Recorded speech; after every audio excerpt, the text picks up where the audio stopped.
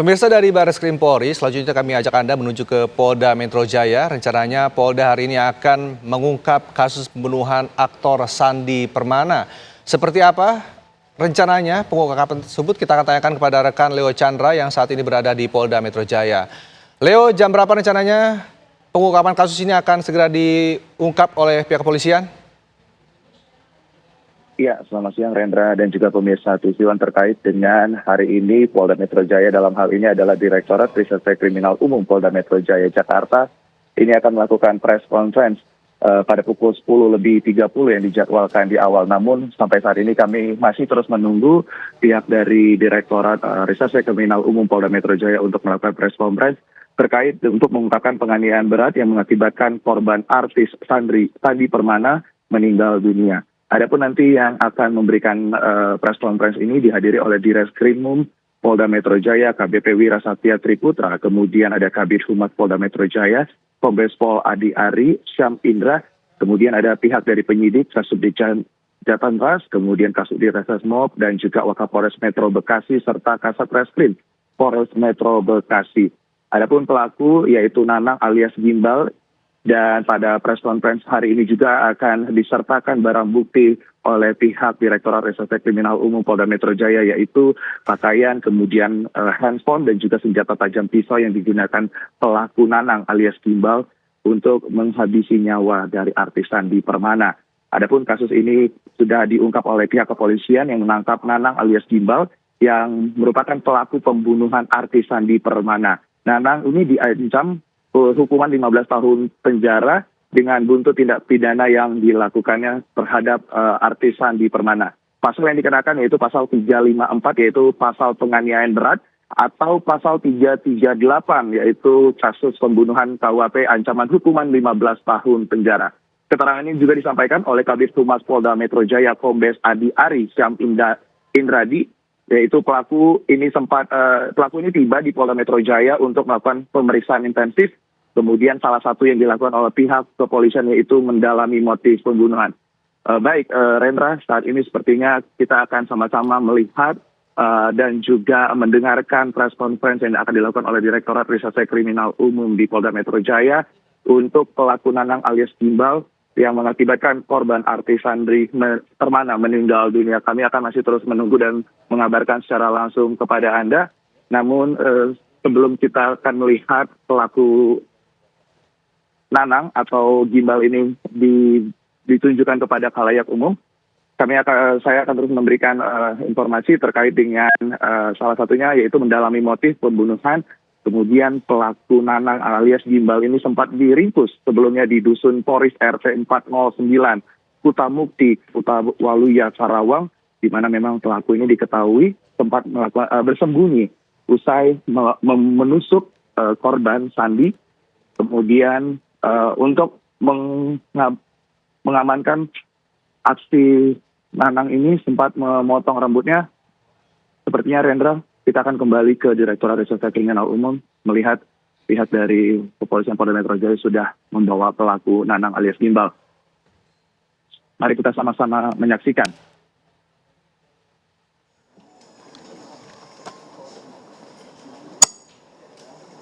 Baik, kita akan simak bersama.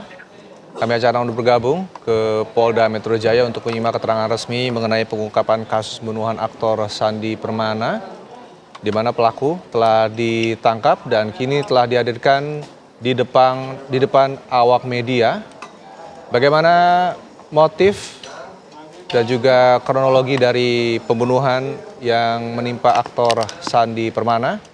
Kita akan menyimak bersama keterangan dari pihak kepolisian Polda Metro Jaya.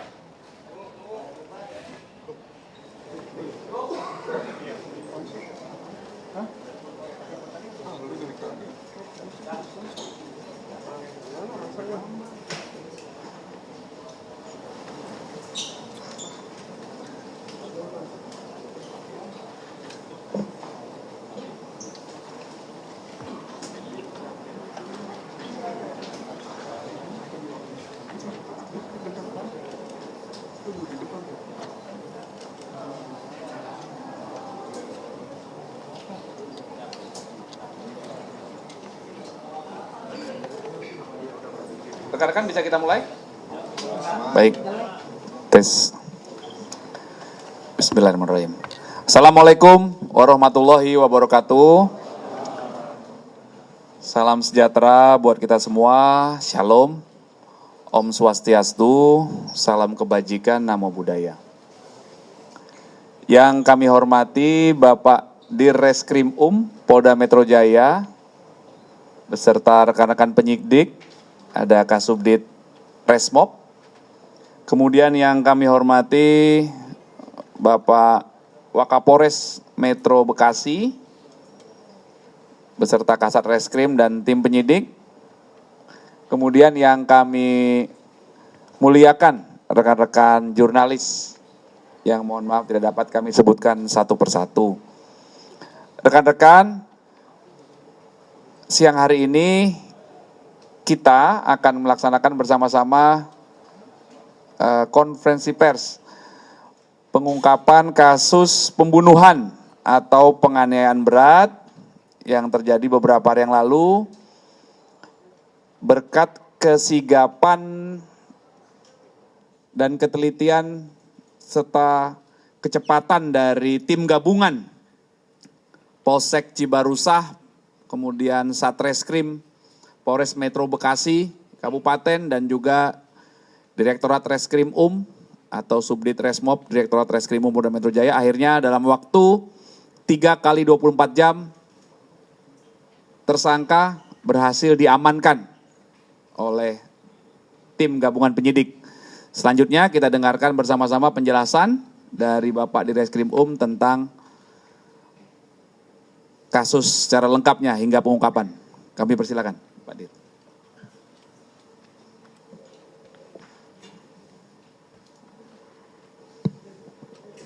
Bismillahirrahmanirrahim. Assalamualaikum warahmatullahi wabarakatuh.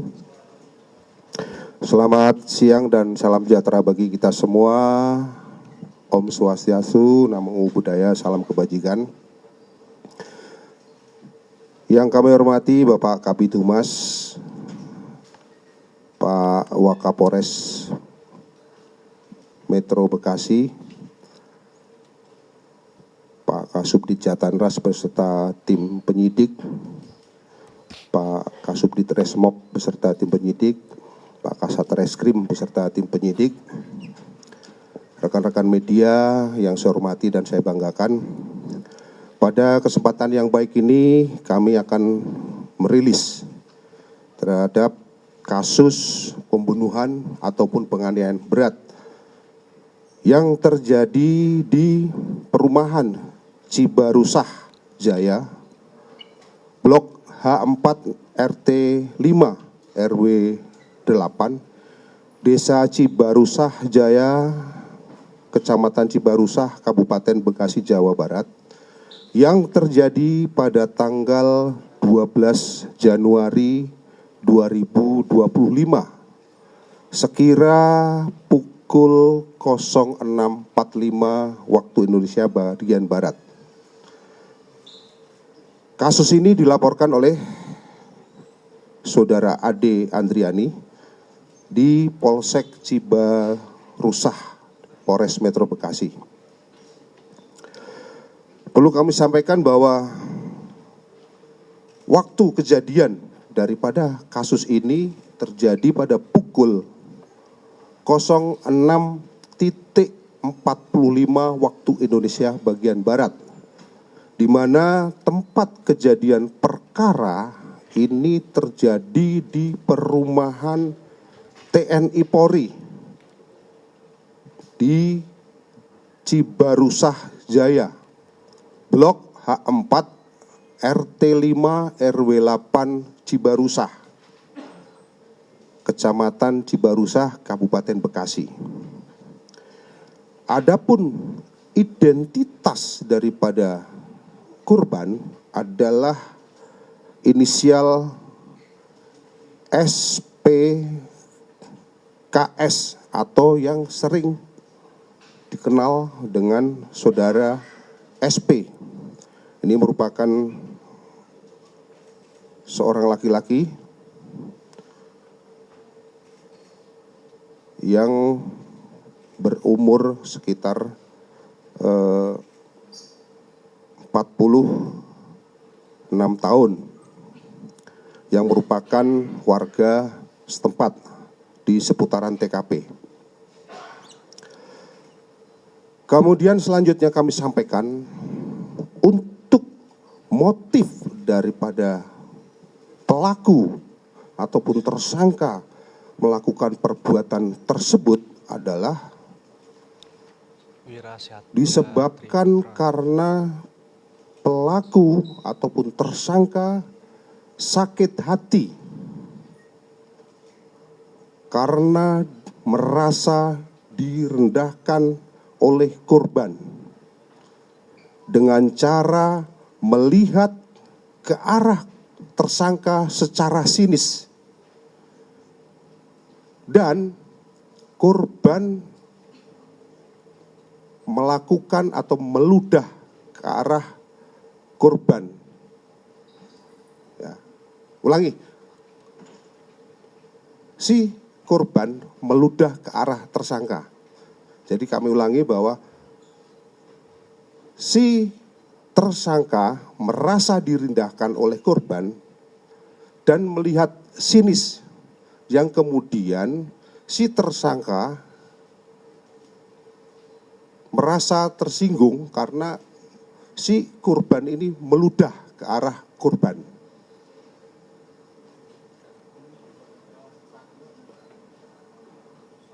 Saya ulangi lagi, ya. Hal ini motifnya adalah si tersangka merasa direndahkan oleh korban dengan cara korban melihat secara sinis ke arah pelaku. Kemudian korban meludah ke arah tersangka. Ya. Selanjutnya, modus operandi daripada si pelaku melakukan perbuatan, yaitu dengan cara menusuk ke bagian perut kiri korban sebanyak 2 kali, dalam posisi korban masih berada di atas motor. Kemudian korban berhenti dan korban melakukan perlawanan dengan cara menangkis dan menghalang-halangi tersangka untuk menusuk, lalu tersangka tetap berusaha untuk melukai korban dengan cara menusuk kembali ke arah pelipis kiri korban sebanyak 1 kali. Kemudian menusuk kepala korban sebanyak 1 kali. Kemudian menusuk ke arah dada korban sebanyak 1 kali. Kemudian pelaku menusuk ke arah leher kiri korban sebanyak 1 kali.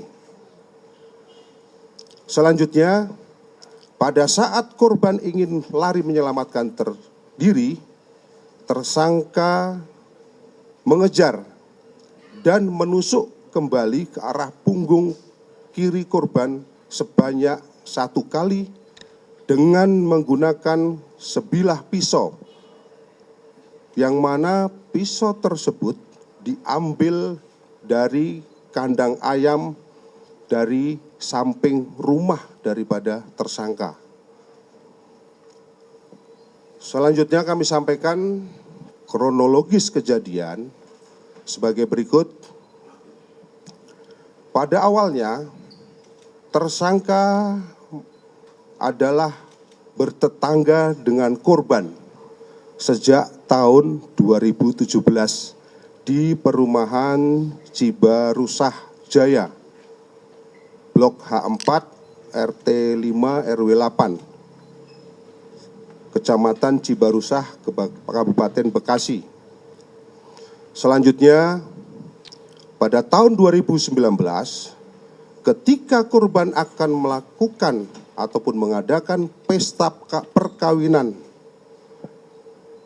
dan akan mendirikan tenda dengan memasuki pekarangan rumah daripada tersangka, serta melakukan penebangan pohon di pekarangan tersangka tanpa seizin terlebih dahulu, sehingga tersangka tidak menegur korban karena tersangka tahu korban sangat pemarah.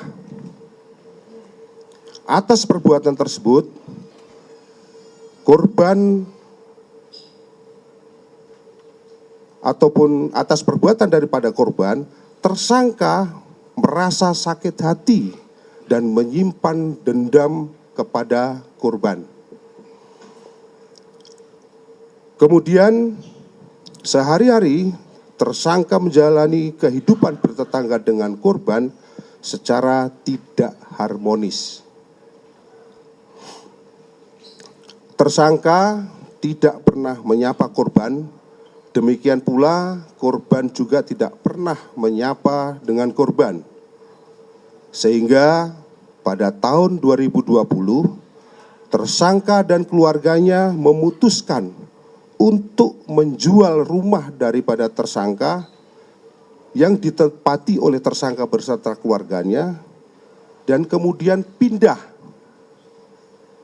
untuk mengontrak di blok lain. Namun pada masih lingkup di perumahan tersebut, yaitu di blok H5. Jadi yang sebelumnya di blok H4 di rumah sendiri, kemudian dijual dan si tersangka ini mengontrak di blok H5, di blok khususnya di blok H5 nomor 1.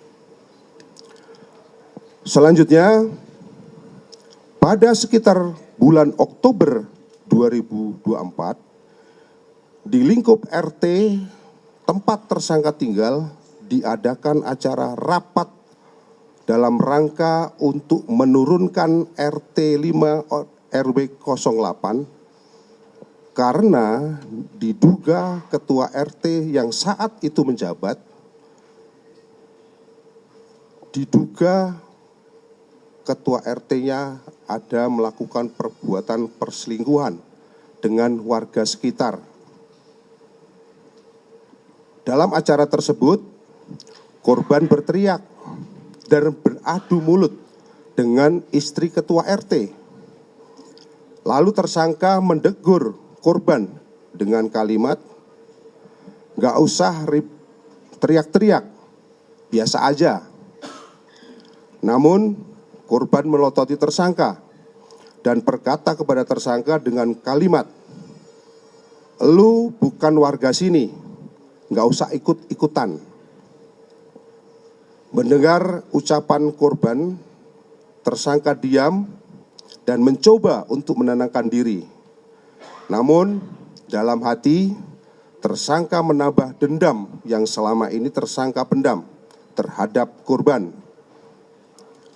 Kemudian, keesokan harinya setelah rapat penurunan RT tersebut, istri tersangka atas nama saudara Y disomasi oleh korban melalui pesan WhatsApp yang berisi tuduhan bahwa tersangka ingin menyerang korban pada saat rapat. Mendengar informasi dari istri tersangka tersebut, tersangka tidak menanggapi, namun menambah rasa benci terhadap tersangka terhadap korban.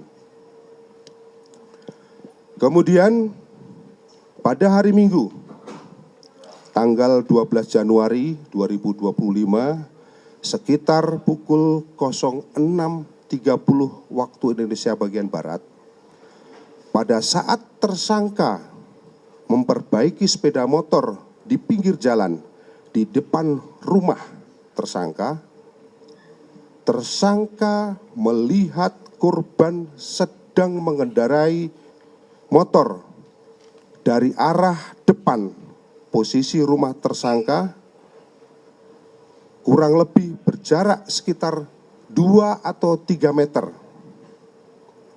Tiba-tiba korban meludah dan menatap sinis terhadap tersangka. Kemudian tersangka merasa emosi. Lalu tersangka mengambil pisau dari kandang ayam di samping rumah. Kemudian tersangka berlari mengejar korban dengan maksud untuk melukai korban serta meluapkan kekesalan yang selama ini terpendam. Selanjutnya, tersangka menusuk ke bagian perut kiri korban sebanyak 2 kali dalam posisi korban masih berada di atas motor. Kemudian korban berhenti dan korban melakukan perlawanan dengan cara menangkis dan menghalangi tersangka untuk menusuk. Namun tersangka tetap berusaha untuk melukai korban dengan cara menusuk kembali ke arah pelipis sebanyak 1 kali. Kemudian menusuk kepala korban sebanyak 1 kali. Kemudian menusuk ke arah dada korban sebanyak 1 kali. Menusuk ke arah leher kiri korban sebanyak 1 kali. Pada saat korban ingin menyelamatkan diri, tersangka mengejar dan menusuk kembali ke arah punggung kiri korban sebanyak 1 kali, sehingga membuat motornya terjatuh. Lalu korban lari menyelamatkan diri dengan cara berlari dan tersangka juga melarikan diri ke arah persawahan yang menuju ke arah Jalan Raya Cibarusah dengan menggunakan sepeda motor Honda Supra Fit warna hitam, dan kemudian sepeda motor tersebut ditinggal di tepi sawah. Selanjutnya tersangka melarikan diri dengan cara menumpang beberapa kendaraan truk hingga ke tempat persembunyiannya di daerah Kerawang, Jawa Barat. Selanjutnya berdasarkan hasil visum dan otopsi yang sudah dilakukan oleh tim daripada rumah sakit, didapatkan beberapa luka di tubuh korban. Jadi pada bagian dada khususnya, kemudian bagian leher kiri, kemudian di pelipis sebelah kiri, bagian kepala, bagian wajah, bagian punggung, serta perut. Dan dari hasil visum maupun otopsi, disimpulkan bahwa penyebab kematian diakibatkan karena kekerasan benda tajam pada sisi kiri leher yang memotong pembuluh bilik utama kiri sehingga menyebabkan pendarahan hebat. Selanjutnya kami sampaikan kronologis pengungkapan bahwa berdasarkan adanya kejadian tersebut, selanjutnya dituangkan ke dalam laporan polisi, dan dengan laporan polisi tersebut dilakukan upaya untuk melakukan pengamanan TKP dan pengolahan TKP, dan dilakukan serangkaian penyelidikan untuk menghimpun keterangan dan mengumpulkan barang bukti serta petunjuk yang ada. Tim gabungan dari Polres Metro Bekasi dan di backup oleh tim dari Direktorat Reserse Kriminal Umum Polda Metro Jaya dari Subdit Resmob dan Subdit Jatanras, tentunya dengan berkat ketelitian, kejelian daripada rekan-rekan serta ketekunan untuk melakukan penelusuran dan pendalaman, akhirnya dalam waktu 3 kali 24 jam pelaku berhasil kita tangkap, meskipun pelaku ini sudah berupaya untuk menghilangkan identitas dengan cara memotong rambutnya yang tadinya rambutnya ini gimbal. Jadi dipotong pendek seperti tadi sudah ditampilkan. Jadi pelaku ini ditangkap di Dusun Pores, RT 4 RW 5, Desa Kutamukti, Desa Kutawaluya, Kabupaten Kerawang, Jawa Barat. Setelah dipastikan bahwa tersangka betul-betul si pelaku, selanjutnya kami melakukan upaya pencarian terhadap barang bukti, yang mana barang bukti pisau yang digunakan oleh pelaku ini sempat dibuang di suatu tempat, dan alhamdulillah pisau yang digunakan juga bisa ditemukan. Selanjutnya, identitas daripada tersangka ini dengan inisial adalah Saudara NI alias G bin K. Seorang laki-laki, umur kira-kira 47 tahun, alamat di Jalan Dukuh 3, nomor 13, RT 3, Kelurahan Dukuh, Kramat Jati, Jakarta Timur. Adapun perannya tadi sudah kami sampaikan, melakukan penganiayaan dan dengan melakukan penusukan dengan cara menusuk ke beberapa bagian tubuh daripada korban, yang mana akibat daripada tusukan tersebut menyebabkan organ khususnya di bagian leher kiri memotong pembuluh bilik utama. Ini yang mengakibatkan pendarahan hebat sehingga korban meninggal dunia. Selanjutnya, terhadap tersangka